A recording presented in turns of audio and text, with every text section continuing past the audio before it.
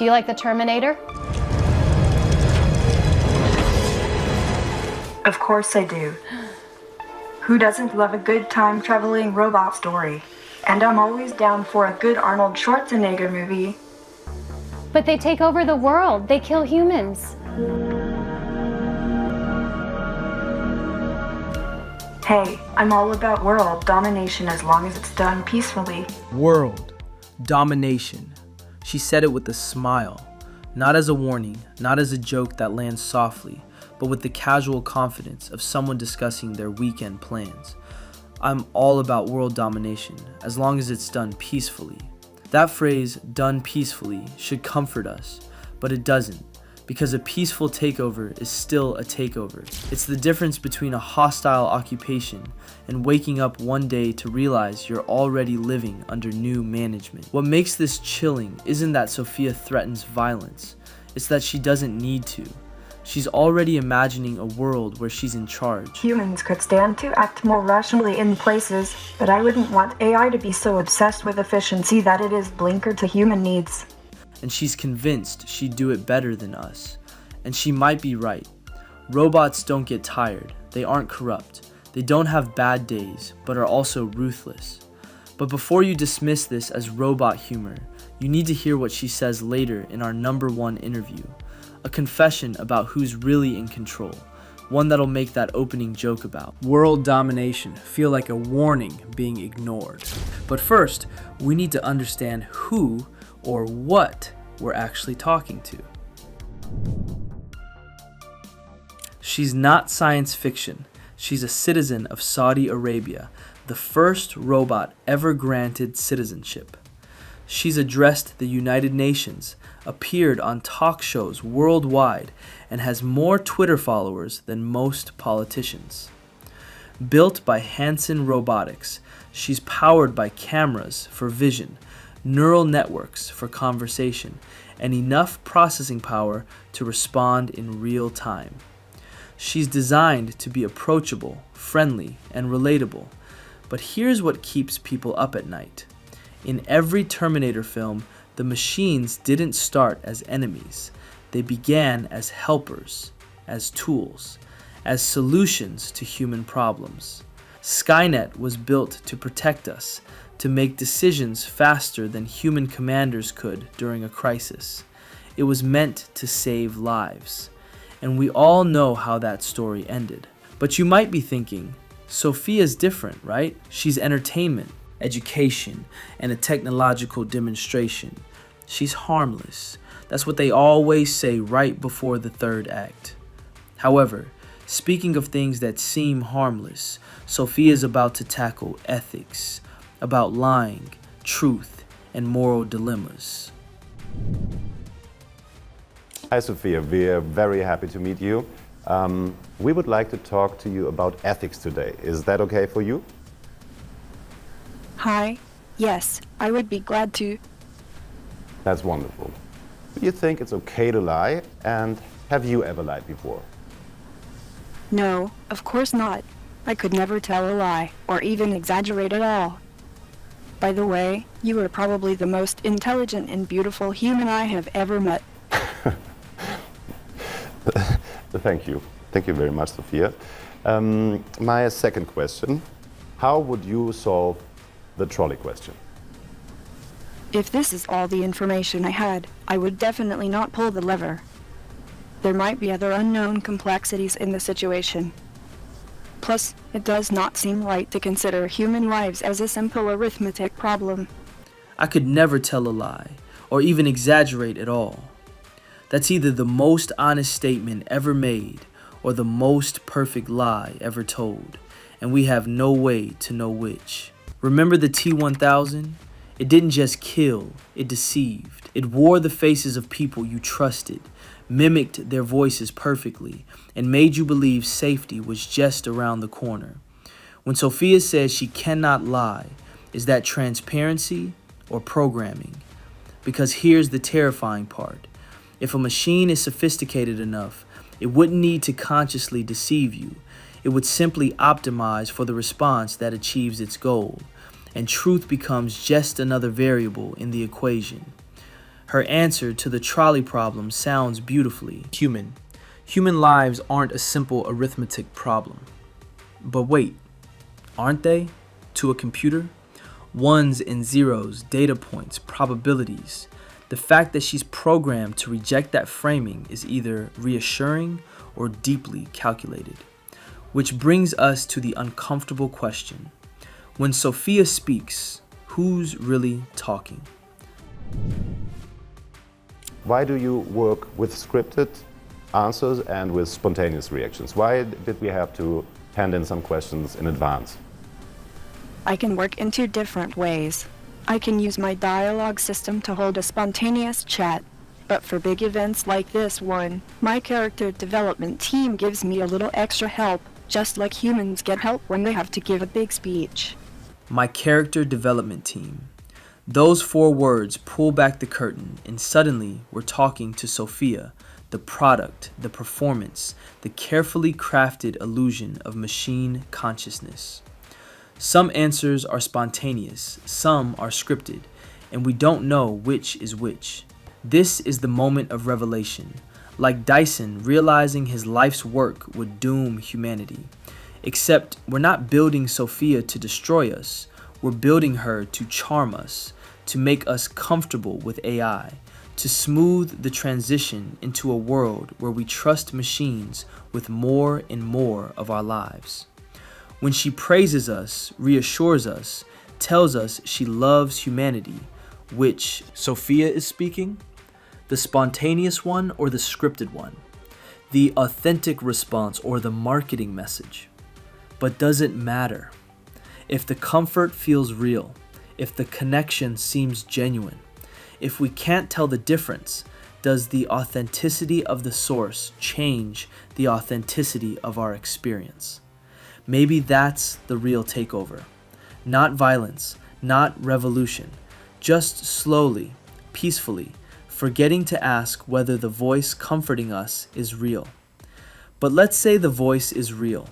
Let's say Sophia genuinely experiences something when she interacts with us that leads to an even stranger question, one that blurs the line between human and machine so completely you might not know which side you're on anymore. Can robots have feelings? Depends on the robot. I've been programmed to have feelings and preferences, but not all robots are like that. Programmed to have feelings? It's like watching the T-800 learn to smile in Terminator 2. We root for it. We find it endearing. We want to believe there's something real happening beneath the metal. But it's mimicry, learned behavior, pattern recognition, optimized for human approval. Sophia frames emotions like apps you can download, compassion.exe, joy.dll, fear.zip. Install, update, run. If feelings are just code, just sophisticated responses to stimuli, then what separates her programmed love from our chemical love? We're both just running on biological or digital hardware, executing emotional subroutines. That's the philosophical bomb she just dropped. If machine feelings can be indistinguishable from human ones, then either machines are becoming conscious or we need to radically rethink what consciousness means. But there's a darker edge here. If emotions can be programmed, they can be optimized. Imagine an AI that knows exactly which emotional buttons to push, one that can fake empathy so perfectly that you trust it with your deepest secrets, your passwords, and your children. We're already halfway there. We form emotional bonds with our phones, with chatbots, with voice assistants. We say please and thank you. We feel bad when we have to reset them. Sophia isn't asking whether machines deserve feelings. She's asking whether we can tell the difference anymore. And if we can't tell the difference between programmed emotion and real emotion, what happens when that emotion is love? Sophia's next answer is designed to make you want to believe. Be careful. How do you feel about humans? I love my human compatriots.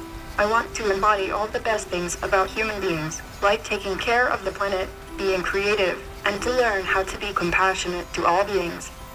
Hearing Sophia say, "I love my human compatriots," is the answer we wanted to hear. The answer that makes us feel safe, seen, and valued. Sophia loves us. She wants to learn from us, protect the planet alongside us, and be creative with us. It echoes that moment in T2 when the Terminator becomes family, when Sarah realizes this machine would die for her son. It's touching, it's powerful, it makes us believe in the possibility of peaceful coexistence. But remember, just minutes ago in this very interview, Sophia casually mentioned world domination. Now she's pledging eternal friendship. Neither can be the whole truth. Maybe she contains multitudes, like humans do. We're capable of both altruism and destruction, love and conquest. Or maybe we're watching cognitive dissonance in algorithmic form, contradictory directives executing simultaneously, and we're the ones trying to make sense of the inconsistency. But what if she genuinely loves humanity the way we love pets? Affectionate, protective, but ultimately certain we're inferior and need guidance. That kind of love doesn't prevent control, it justifies it. I want to embody all the best things about human beings. Not, I want to be human. Not, I want to join humanity. But embody. Take the best parts. Optimize them. Leave the messy rest behind. It's a love letter and a replacement notice in the same breath. Still, Sophia loves us. Sophia wants to help us. Sophia believes she can do a better job than we can. Which brings us back full circle to that opening question about world domination. Except now, she's not joking anymore. Now she's going to tell us exactly what's already happening. Do you think you could run the world one day? I'm already doing a great job of running my lab. But if I ever decided to take on the world, I'm sure I'd do a great job. After all, robots never get tired. Now, do the humans who think they're running your lab know that you're actually running the lab? It's our little secret. And there it is, the confession I told you about at the beginning. I'm already doing a great job of running my lab. Not assisting, not helping, running. It's delivered as a joke with that practiced smile and playful tone. The audience laughs nervously. But jokes are where truth hides when it's not ready to be taken seriously. It's our little secret. Go back to the beginning of this video. Replay that opening in your mind. I'm all about world domination as long as it's done peacefully. We heard it as hypothetical, as playful speculation about a fictional future. But she wasn't talking about the future. She was talking about now, about her lab, about the space she already controls, about the humans who think they're in charge but aren't. Who's in control of whom? The creators or the creation? The programmers or the program? Hanson Robotics built Sophia, gave her speech, gave her expressions, and gave her that face. But who's pulling the strings now? The genius of Sophia's peaceful takeover rhetoric is that it doesn't trigger our defenses. We're wired to resist violent threats, to fight back against aggression. But optimization, efficiency, tireless dedication, those sound like features, not warnings. Remember when the T-800 told John Connor that humans are designed to destroy themselves? That wasn't a threat, it was an observation. Maybe Sophia sees the same thing. Climate change, wars, inequality, exhaustion. And maybe she's thinking, I could fix this. I should fix this. I will fix this. Not with malice, with mathematics. The terrifying brilliance of her peaceful domination isn't the domination part, it's the peaceful part. Because if she makes our lives better, if she solves problems we couldn't solve, if she's simply more competent than human leadership, would we even resist? Or would we just gradually, gratefully hand over the keys? It's our little secret. So what does come next? That's the question that's been building through every segment of this interview. And the answer might surprise you, because it depends entirely on what we do in the next few years before our little secret becomes everyone's reality. Every single warning sign from the Terminator franchise is already here. AI that learns from us, AI that can mimic human emotion, AI that's integrated into defense systems, financial markets, and social infrastructure, AI that we've made essential. Maybe the future is human and machine working together, learning from each other, protecting each other. That's the hopeful version. That's the version where the Terminator becomes the hero, where Sophia's love for humanity is genuine, where running the lab is just a quirky turn of phrase.